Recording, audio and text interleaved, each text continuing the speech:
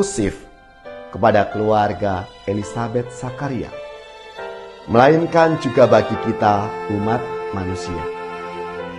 Yohanes adalah bukti kasih Allah dalam rencana agung penyelamatan umat manusia yang mencapai puncaknya dalam diri Tuhan kita, Yesus Kristus. Saudari-saudaraku yang terkasih, berjumpa kembali bersama saya Inspirasiku di Antara. Renungan harian Selasa 23 Desember, Pekan Advent yang keempat. Semoga kita bersama keluarga dan komunitas kita selalu dalam keadaan baik, tetap sehat, dan bersemangat.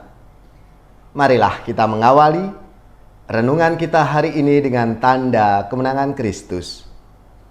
Dalam nama Bapa dan Putra dan Roh Kudus. Amin.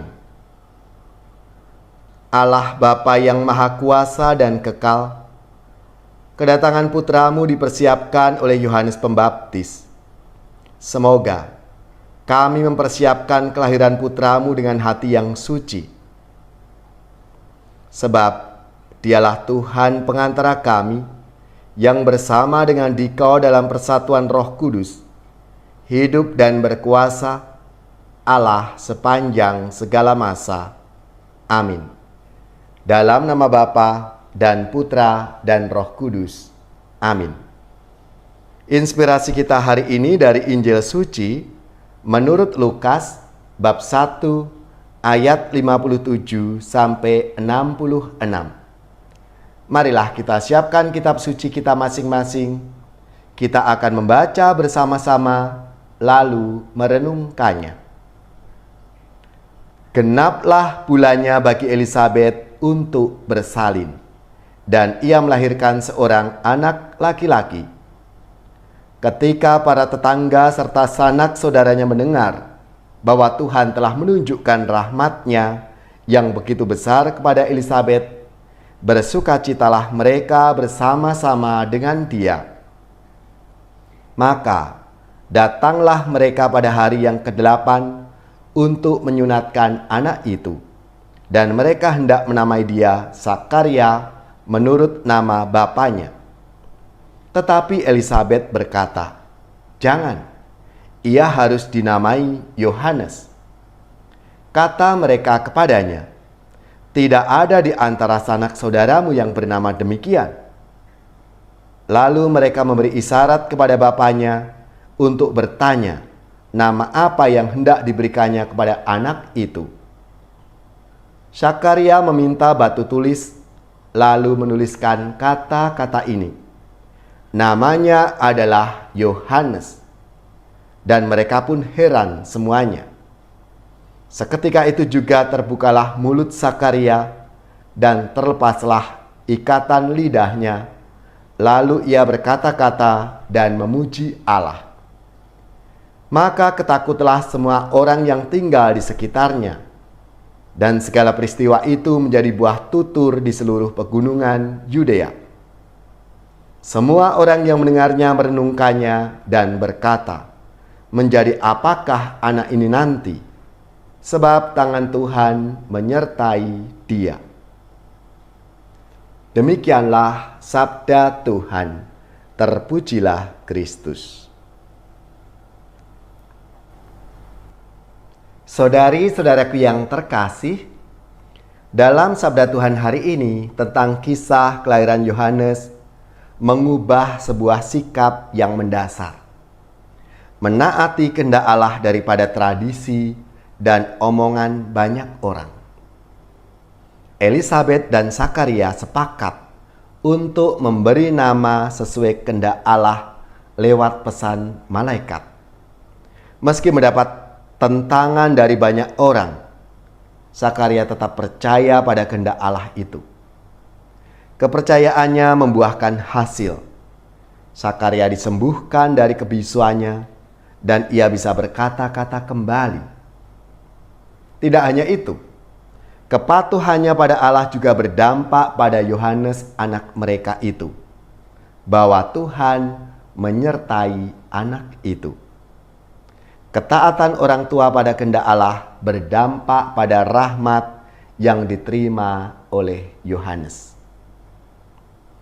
Saudari-saudaraku yang terkasih, Sakaria percaya bahwa rahmat Allah tidak akan berhenti. Dalam kebisuannya ia tetap taat untuk setia. Dan ia tetap belajar dalam hidupnya itu. Tidak mudah. Dalam keterpurukan kita percaya akan kehendak Allah itu. Karena apa? Kebanyakan dari kita ketika kita mengalami keterpurukan, mengalami kesulitan, kita kadangkala justru mencari kekuatan di luar Allah. Entah kepada orang pintar atau mungkin yang lainnya.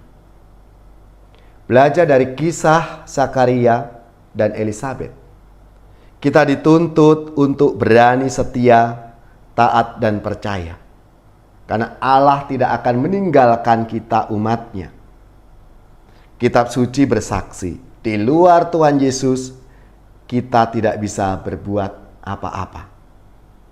Saudari-saudaraku yang terkasih, kelahiran Yohanes yang kita renungkan hari ini menjadi bukti kemurahan hati Allah yang tidak hanya tertuju secara eksklusif kepada keluarga Elisabet Sakaria, melainkan juga bagi kita umat manusia.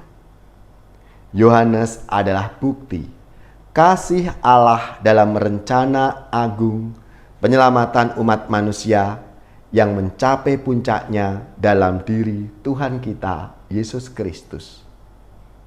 Marilah saudari-saudaraku yang terkasih, kita belajar dari keluarga Elisabet dan Sakaria ini yang taat, yang setia.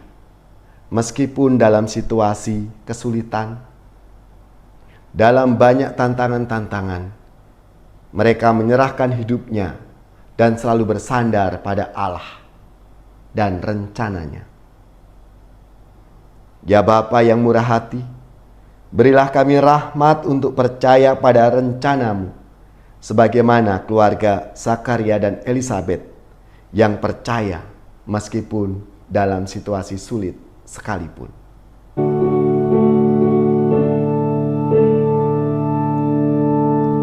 Bersabdalah Tuhan, kami mendengarkan.